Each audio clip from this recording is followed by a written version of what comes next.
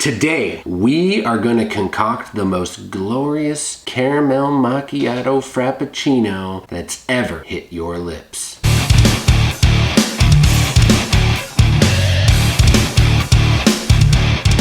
Hey there everybody, welcome back to Brian's Kitchen. Today we are making the Caramel Macchiato Frappuccino, as made popular by such restaurants as Starbucks and McDonald's and probably Dunkin' Donuts or anything. I don't know, I don't live in the States. They probably have one, it's a pretty popular drink. But why don't we just jump into it? There are some tricks to using ye old Vitamix. I'm making a lot of noise over here. There are some cool things that you can do with a Vitamix machine, and a lot of them are very healthy things. But today I want to have some fun. I want to make something that's not as healthy for you as it probably could be. But hey, you bought this machine because you wanted it to do cool things. I'm going to show you one of those cool things. Alright, let's just get into it. You might have noticed that there's lots of measurements up the side of your cup. Whatever you fill it to is what you're going to get. So if you don't want 3.5 cups worth of caramel macchiato to swallow down, then you might not want to fill it up that high. I'll give you the recipe down in the description below so you're not lost, okay? Typically what Starbucks will do is they'll use something like a simple syrup, which is basically just an equal part of water and sugar melted down together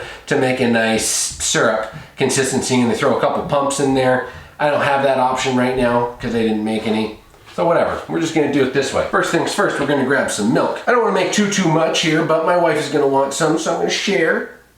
That's what kind of guy I am. We're gonna put in about 1.5 cups to maybe 2 cups worth of milk here. Now, you know, let's just go for it. Let's go 2 cups. Then what we're gonna do, add in a couple tablespoons of sugar. 1 and 2. Yeah, maybe a little more, I don't know. This is a teaspoon, it's not a tablespoon. Throw in some sugar, okay? As sweet as you want to make it, you don't like it that sweet, don't make it that sweet. Since I don't have any freshly brewed coffee and I want this to be a more creamy kind of caramel frappuccino, macchiato type of thingy, I'm going to use instant coffee instead. Now, I don't want to use a ton of instant coffee. What I want to use is a little bit, maybe a couple tablespoons, as much as you'd put in a regular coffee probably. So I'm just going to put some in the bottom of the cap here, and then away we go.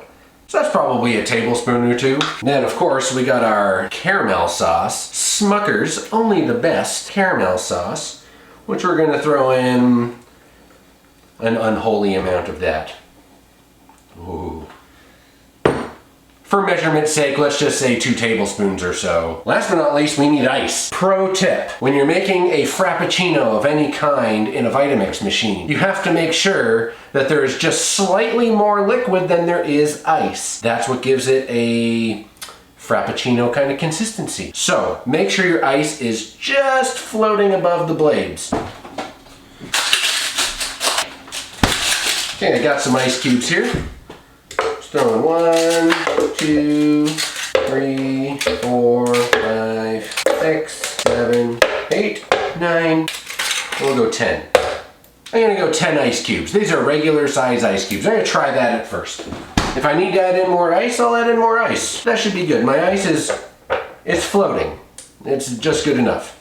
Slam your lid on there. Now chances are, you're probably not gonna need your tamper stick. Okay, you're not gonna need to have, that big plastic stick that comes with the machine, you know what I mean. Okay, you're probably not going to need that if you do this correctly. And if you put in too much ice, then you might need to use the stick to help the ice get down into the blades. But if you follow my pro tip, slightly more liquid than ice, you should get a nice frappuccino consistency. Let's do it. Again, these things have to be done on high speed. So when you read your Vitamix book, you're going to notice that it always tells you to start on speed number 1, increase to 10, run until smooth. Frappuccinos are done very quickly, so probably only about 20 seconds maximum. Sound good? Let's do it.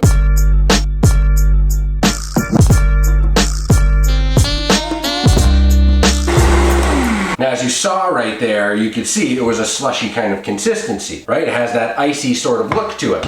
Let's just pour it into a glass and drink it. Sound good?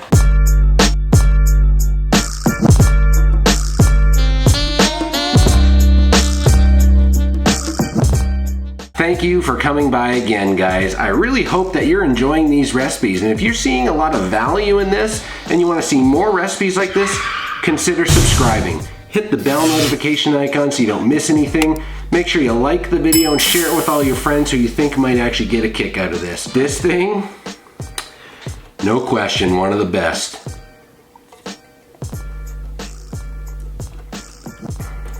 Does something on my face? I don't even care. Not even a little bit. Really best served with a straw.